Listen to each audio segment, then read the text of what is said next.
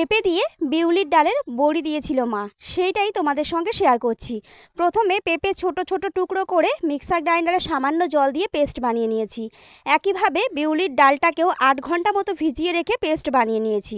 এরপর পেঁপে যেটা পেস্ট করে নিয়েছিলাম ওর জলটা খুব ভালোভাবে ঝরিয়ে নিতে হবে।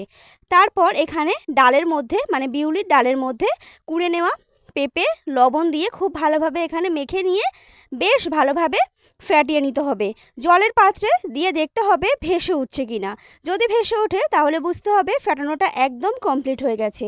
এরপর ছোট ছোট করে বড়ির আকারে এখানে মা বড়ি দিয়ে নিচ্ছে। এই পেঁপের বড়ি খেতে কিন্তু অসাধারণ লাগে, তোমরাও এইভাবে বাড়িতে দিয়ে দেখতে পারো।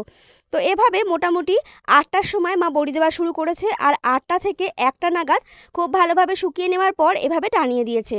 তারপর পরপর 3 দিন ধরে রোদে দিয়ে নিলেই কিন্তু বড়ি একদম কমপ্লিট হয়ে যাবে। কেমন লাগলো অবশ্যই কমেন্টে জানিও। চলো টাটা।